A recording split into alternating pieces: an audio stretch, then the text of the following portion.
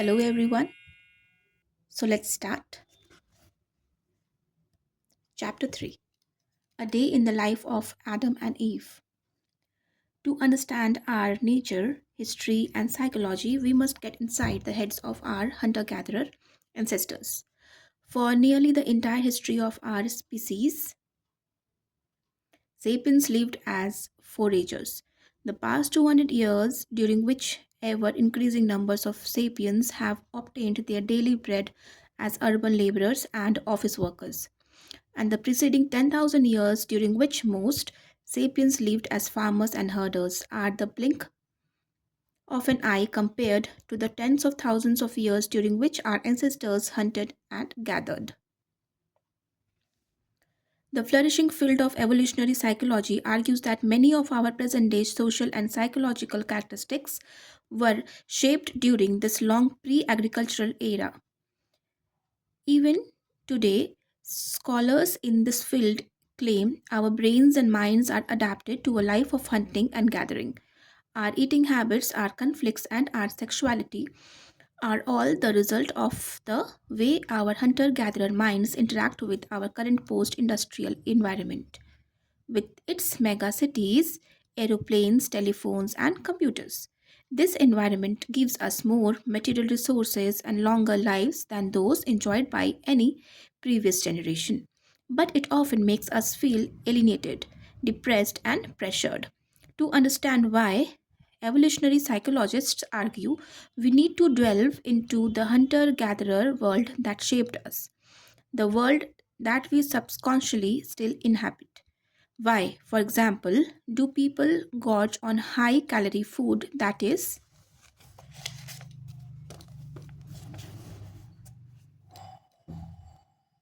doing little good to their bodies? Today's affluent societies are in the throes of a plague of obesity, which is rapidly spreading to developing countries. It's a puzzle why we binge on the sweetest and the greatest and the greasiest food we can find, until we consider the eating habits of our forager food bearers. In the savannas and the forests they inhabited, high calorie sweets were extremely rare and good in general was in short supply. A typical forager 30,000 years ago had access to only one type of sweet food, ripe fruit. If a stone age woman came across a tree growing with figs, the most sensible thing to do was to eat as many of them as she could on the spot, before the local baboon handpicked the tree bare. The instinct to gorge on high calorie food was high wired into our genes. Today, we may be living in a high rise apartments with the overstuffed, overstuffed refrigerators, but our DNA still thinks we are in the savannah. That's why, that's what makes us spoon down an entire tub of Ben and Jerry's when we find one in the freezer and wash it down with a jumbo Coke. This gorging gene theory is widely accepted. Other theories are far more contentious. For example, some evolutionary psychologists argue that ancient foraging bands were not composed of nuclear families centered on the monogamous couples. Rather, foragers lived in communes devoid of private property, monogamous relationships, and even fatherhood. In such a band, a woman could have sex and form intimate bonds with several men and women simultaneously, and all of the band's adults cooperated in parenting its children. Since no man knew definitely which of the children were his, men showed equal concern for all youngsters. Such a social structure is not an Aquarian utopia. It's well documented among animals, notably our closest relatives, the chimpanzees and bonobos. There are even a number of present day human culture in which collective fatherhood is practiced, as for example among the Bari Indians. According to the beliefs of such societies, a child is not born from the sperm of a single man, but from the accumulation of sperm in a woman's womb. A good mother will make a point of having sex with several different men, especially when she is pregnant, so that her child will enjoy the qualities and parental care not merely of the best hunter but also of the best storyteller, the strongest warrior, and the most considerate lover. If this sounds silly, bear in mind that before the development of modern embryological studies, people had no solid evidence that babies are always sired by a single father rather than many. The proponents of this ancient commune theory argue that the frequent infidelities that characterize modern marriages and the high rates of divorce, not to mention the cornucopia of psychological complexes from which both children and adults suffer, all result from forcing humans to live in nuclear families and monogamous relationships that are incompatible with our biological software. Many scholars vehemently reject this theory, insisting that both monogamy and the forming of nuclear families are core human behaviors. Though ancient hunter gatherer societies tended to be more communal and egalitarian than modern societies, these researchers argue they were nevertheless comprised of separate cells, each containing a jealous couple and the children they had in common. This is why today monogamous relationships and the nuclear families are the norm in the vast majority of cultures. Why men and women tend to be very possessive of their partners and children, and why, even in modern states such as North Korea and Syria, political authority passes from father to son. In order to resolve this controversy and understand our sexuality, society, and politics, we need to learn something about the living conditions of our ancestors, to examine how sapiens lived between the cognitive revolution of 70,000 years ago and the start of the agricultural revolution about 12,000 years ago. Unfortunately, there are few certainties regarding the lives of our forager ancestors. The debate between the ancient commune and eternal monogamy schools is based on flimsy evidence. We obviously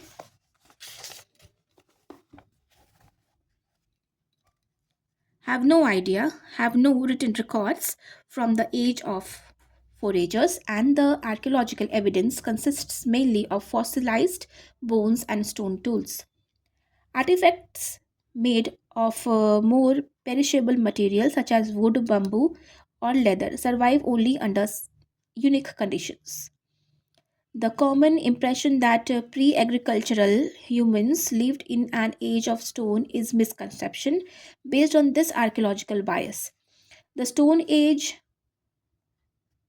should more accurately be called the Wood Age because most of the tools used by the ancient hunter gatherers were made of wood. Any reconstruction of the lives of ancient hunter gatherers from the surviving artifacts is extremely problematic. One of the most glaring differences between the ancient foragers and their agricultural and industry descendants is that the foragers had very few artifacts to begin with, and these played a comparatively modest role in their lives. Over the course of his or her life, a typical member of a modern affluent society will own several million artifacts, from cars and houses to disposable nappies and milk cartons. There's hardly an activity, a belief, or even an emotion that is not mediated by objects of our own devising. Our eating habits are mediated by a mind boggling collection of such items, from spoons and glasses to genetic engineering labs, gigantic ocean going ships. In play, we use a plethora of toys from plastic cards to 1 lakh seater stadiums. Our romantic and sexual relations are accosted by rings, beds, nice clothes, sexy underwear, condoms, fashionable restaurants, cheap motels, airport lounges, wedding halls, and catering companies. Religions bring the sacred into our life with Gothic churches, Muslim mosques, Hindu ashrams, Torah scrolls, Tibetan prayer wheels, priestly cassocks, candles, incense, Christmas trees, matzah, balls, tombstones, and icons. We hardly notice how ubiquitous our stuff is until we have to move it to a new house. Foragers moved house every month, every week, and sometimes even every day, toting whatever they had on their backs. There were no moving companies, wagons, or even pack animals to share the burden. They consequently had to make do with only the most essential possessions. It's reasonable to presume then that the greater part of their mental, religious, and emotional lives was conducted without the help of artifacts. An archaeologist working 1 lakh years from now could piece together a reasonable picture of Muslim belief and practice from the myriad objects he unearthed in a ruined mosque. But we are largely at a loss in trying to comprehend the beliefs and rituals of ancient hunter gatherers.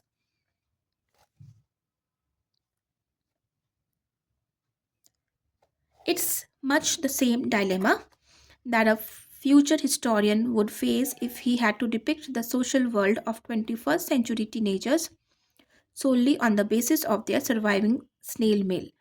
Since no record will remain of their phone conversations, emails, blogs, and text messages.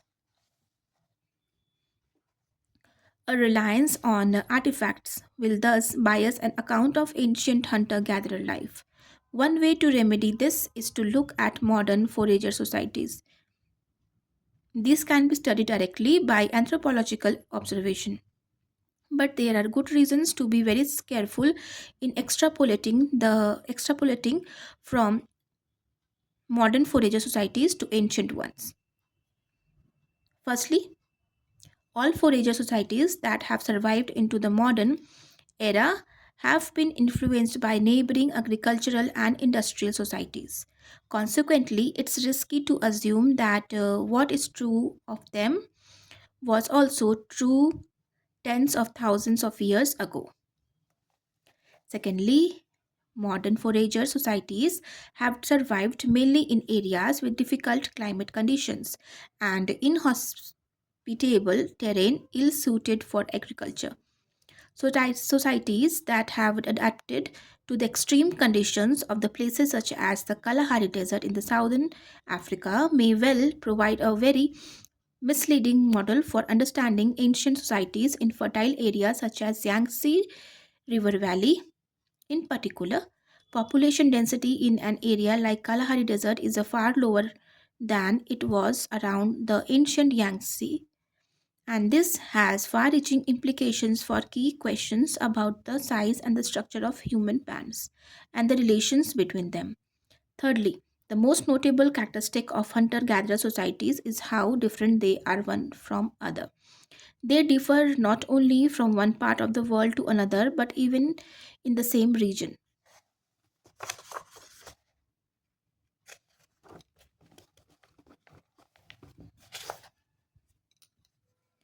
One good example is the huge variety the first European settlers found among the Aboriginal peoples of Australia just before the British conquest. Between 3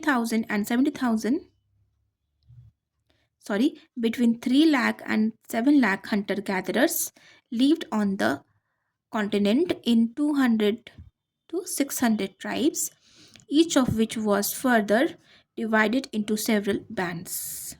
Each tribe had its own language, religion, norms, and customs. Living around what is now Adelaide in southern Australia were several patrilineal clans that reckoned descent from the father's side. These clans bonded together into tribes on a strictly territorial basis. In contrast, some tribes in northern Australia gave more importance to a person's maternal ancestry and a person's tribal identity dependent on his or her totem rather than his or her territory. It stands to reason that the ethnic and the cultural variety among ancient hunter gatherers was equally impressive, and that the 5 million to 8 million foragers who populated the world on the eve of agricultural revolution were divided into thousands of separate tribes with thousands of different languages and cultures. This, after all, was one of the main legacies of the cognitive revolution. Thanks to the appearance of fiction, even people with the same genetic makeup who lived under similar ecological conditions were able to create very different imagined realities, which manifested themselves in different norms and values. For example, there's every reason to believe that a forager band that lived 30,000 years ago on the spot where Oxford University now stands would have spoken different language from one living where Cambridge is now situated. One band might have been belligerent and the other peaceful. Perhaps the Cambridge band was communal while the one at Oxford was based on nuclear families. The Cantabrigians might have spent long hours carving wooden statues of their guardian spirits, whereas the Oxonians may have worshipped through dance. The former perhaps believed in reincarnation, while the latter thought this was nonsense. In one society, homosexual relationships might have been accepted, while in the other they were taboo. In other words, while anthropological observations of modern foragers can help us understand some of the possibilities available to ancient foragers, the ancient horizon of possibilities was much broader and most of it is hidden from our view. The heated debates about Homo sapiens' natural way of life miss the main point. Ever since the cognitive revolution, there hasn't been a single natural way of life for sapiens. There are only cultural choices from among a bewildering palette of possibilities. The original affluent society. What generalizations can we make about life in the pre agricultural world, nevertheless? It seems safe to say that the vast majority of people lived in small bands, numbering several dozen or at most several hundred individuals, and that all these individuals were humans. It is important to note that this last point because it is far from obvious. Most members of agricultural and industrial societies are domesticated animals. They are not equal to their masters, of course, but they are members all the same. Today, the society called New Zealand is composed of 4.5 million sapiens and 50 million sheep. There was just one exception to this rule, to this general rule, the dog. The dog was the first animal domesticated by Homo sapiens. Okay. Mm, and this occurred before the agricultural revolution. Experts disagree about the exact date, but we have incontrovertible evidence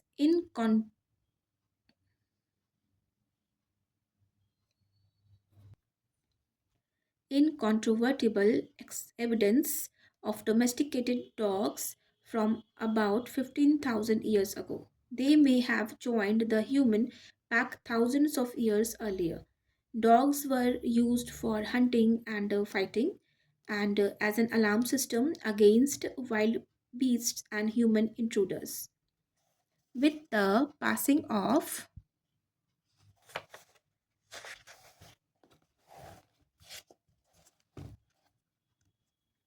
generations, two species co evolved to communicate well with each other.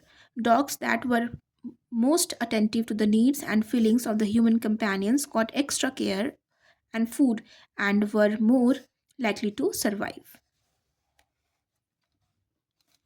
Simultaneously, dogs learned to manipulate people for their needs.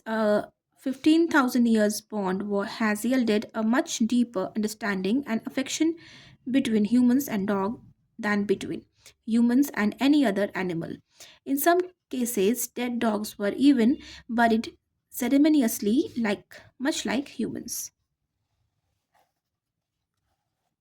Members of a band knew each other very intimately and were surrounded throughout their lives by friends and relatives. Loneliness and privacy were rare. Neighboring bands probably competed for resources and even fought one another. But they also had friendly contacts. They exchanged members, hunted together, and traded rare luxuries, cemented political alliances, and celebrated religious festivals.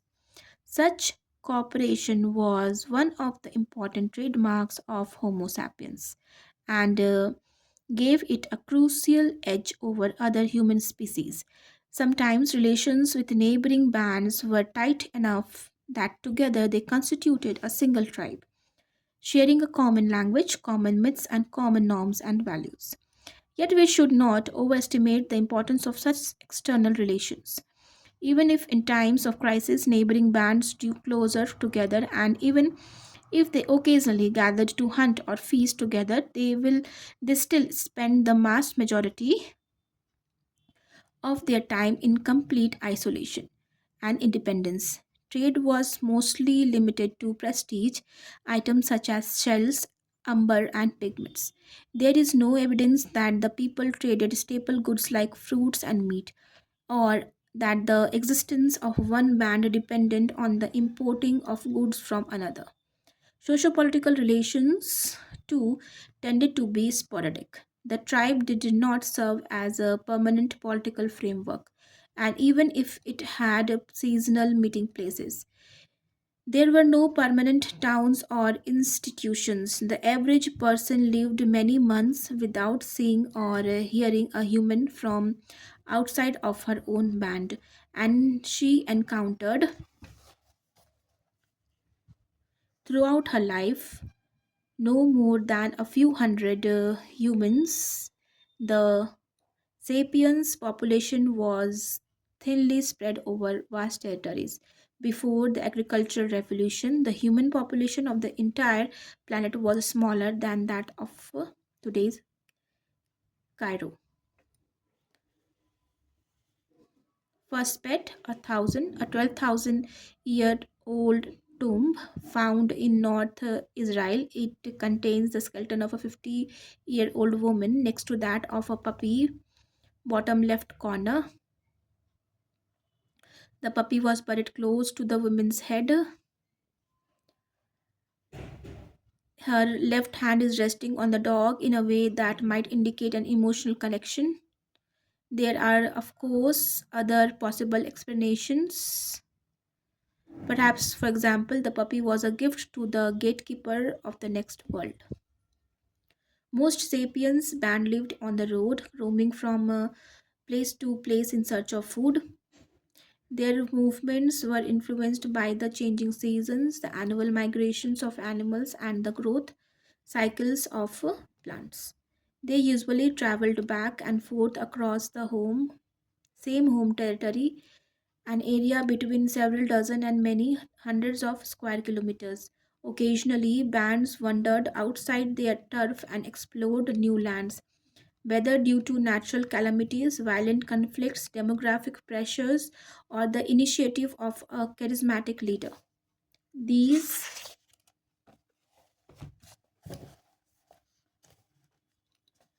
wanderings were the engine of human worldwide expansion. If a forager band split once every 40 years and its splinter group migrated to a new territory 100 kilometers to the east, and the distance from East Africa to China would have been covered in about 10,000 years. In some exceptional cases, when food sources were particularly rich, bands settled down in seasonal and even permanent camps. Techniques for drying, smoking, and freezing food also made it possible to stay put for longer periods. Most importantly, alongside seas and rivers rich in seafood and waterfowl, humans set up permanent fishing villages, the first permanent settlements in history, long predating the agricultural revolution. Fishing villages might have appeared on the coast of Indonesian islands as early as 45,000 years ago. These may have been the base from which Homo sapiens launched its first transoceanic enterprise, the invasion of Australia. In most habitats, sapiens bands fed themselves in an elastic and opportunistic fashion.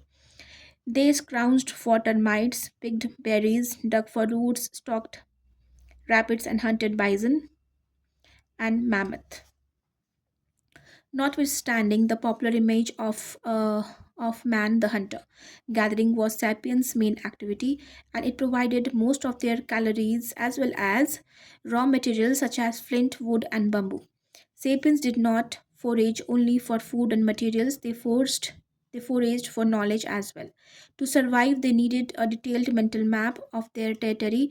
To maximize the efficiency of their daily search for food, they required information about the growth patterns of each plant and habits of each animal. They needed to know which foods were nourishing, which made you sick, and how to use others as cures. They needed to know the progress of the season and what warning signs preceded a thunderstorm on or a wild or a dry spell. They studied every stream, every walnut tree, every bear cave, and every flintstone deposit in their vicinity. Each individual had to understand how to make a stone knife, how to mend a torn clock, how to lay a rabbit trap, and how to face avalanches, snake bites, or hungry lions. Mastery of each of these many skills required years of apprenticeship and practice.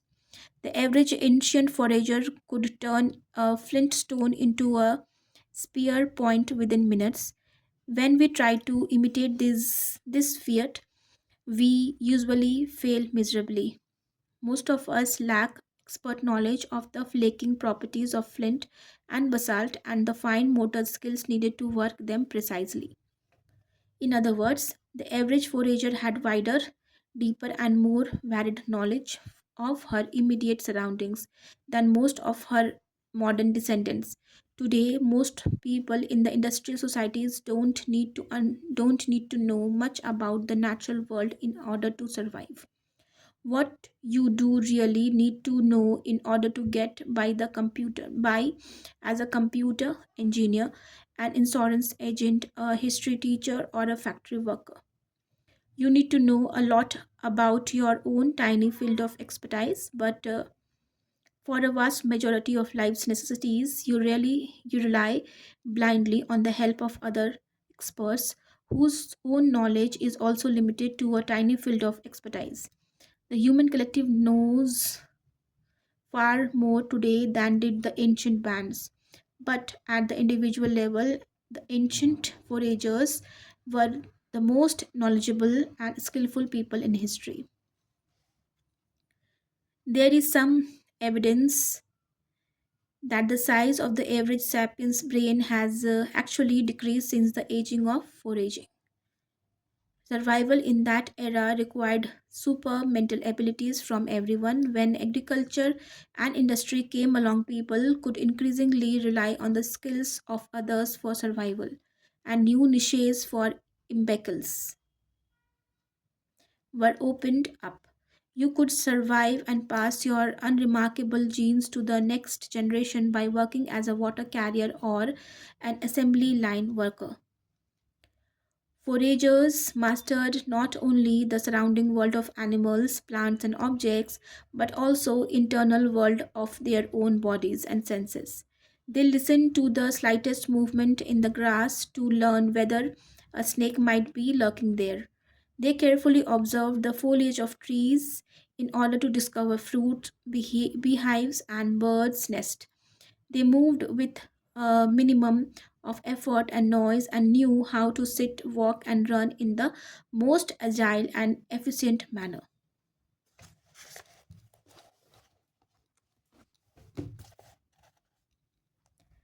Varied and constant use of their bodies made them as fit as marathon runners.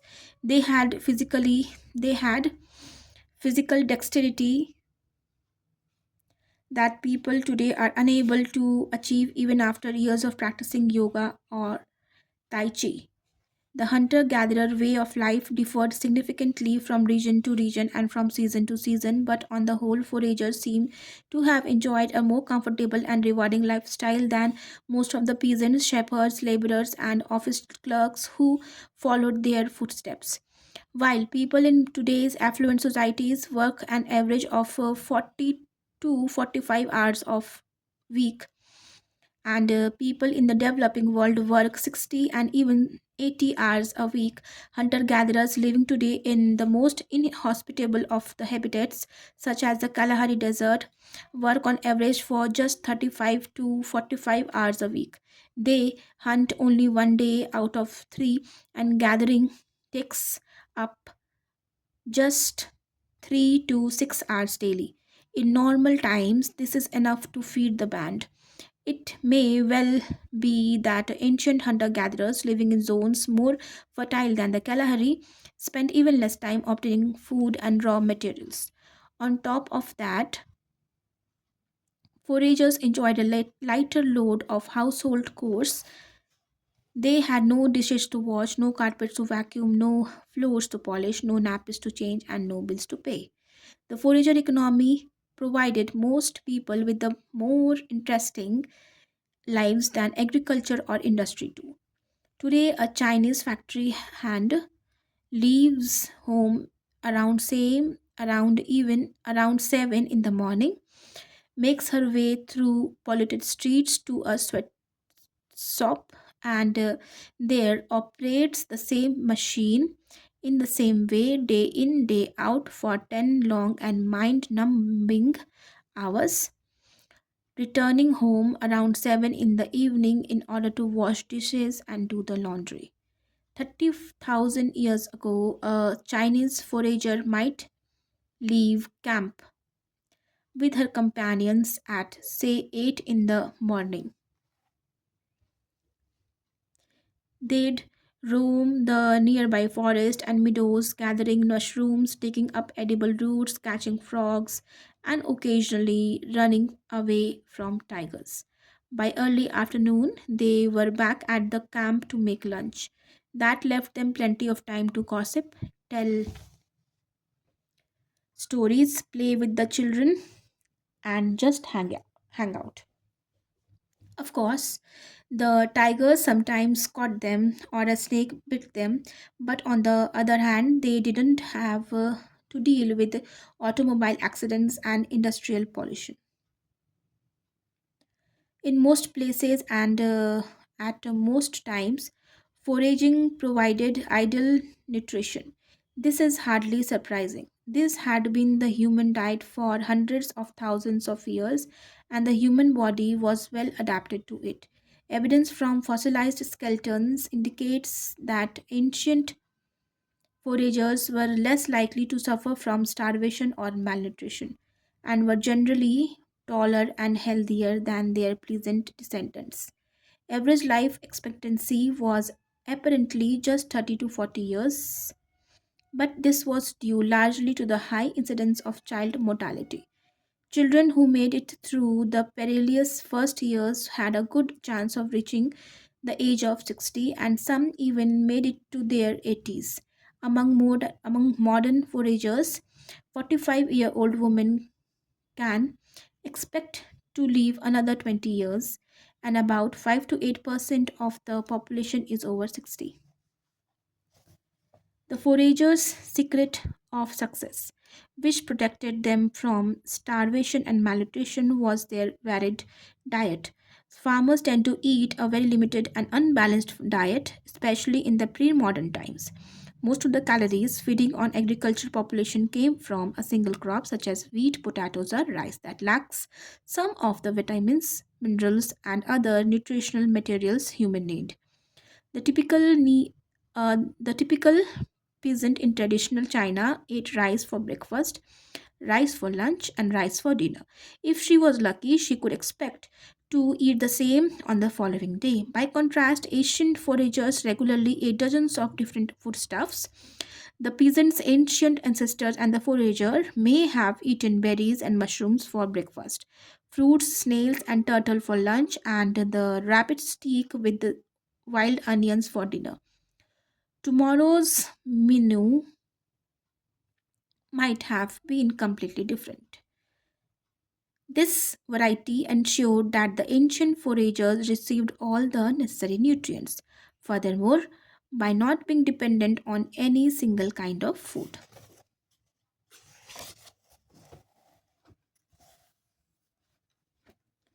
they were less liable to suffer when one particular food source failed. Agricultural society was ravaged by famine when drought, fire, or earthquake devastates the annual river or potato crop. Forager society were hardly immune to natural disasters and suffered from periods of want and hunger, but they were usually able to deal with such calamities more easily. If they lost some of their staple food stuffs, they could gather or hunt other species or move to less affected areas.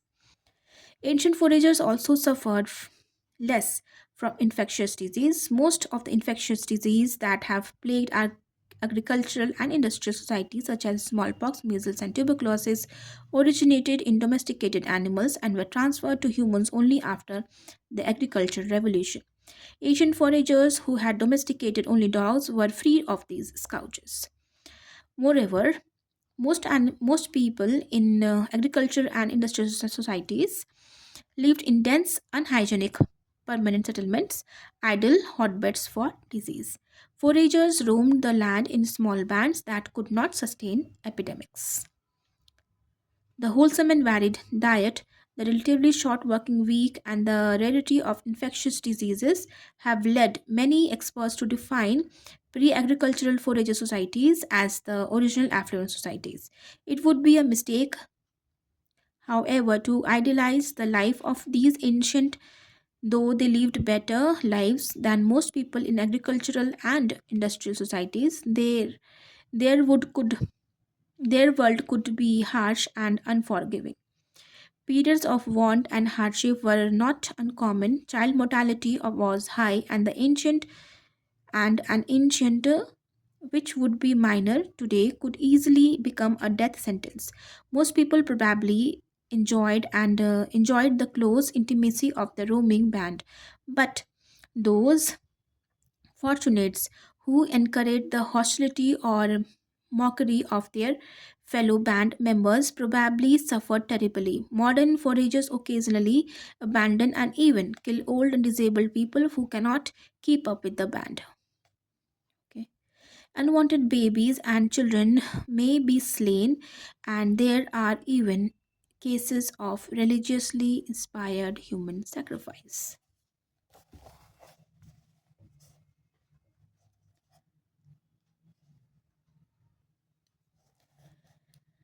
The Ache people, hunter gatherers who lived in the jungles of Paraguay until 1960s, offer a glimpse into the darker side of foraging.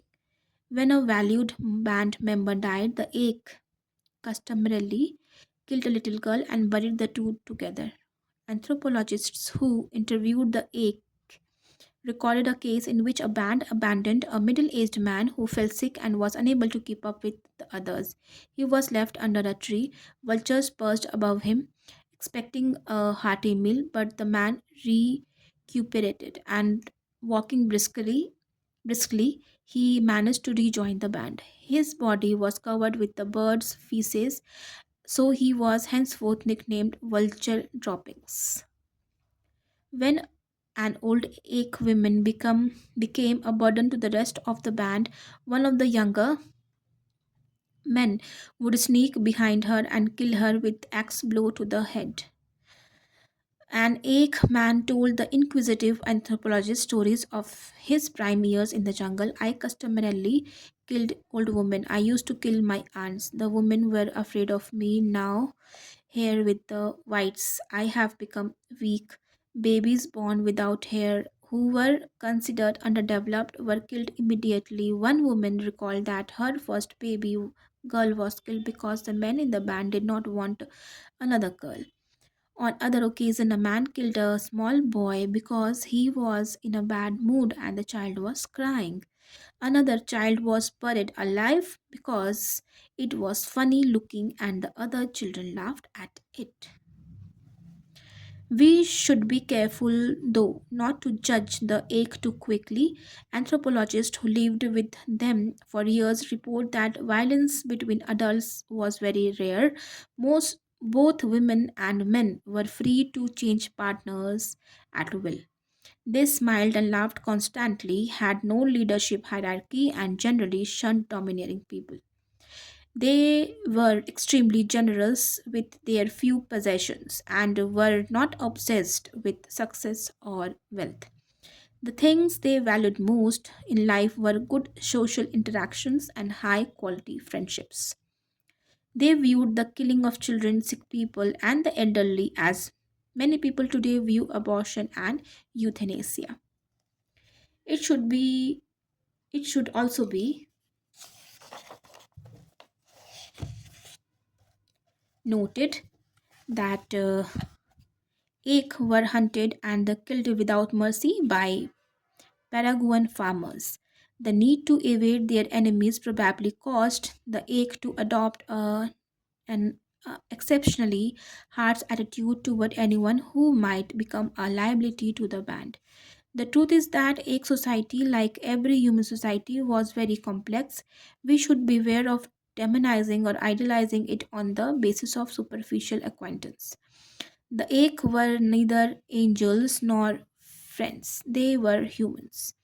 So, too were the ancient hunter gatherers.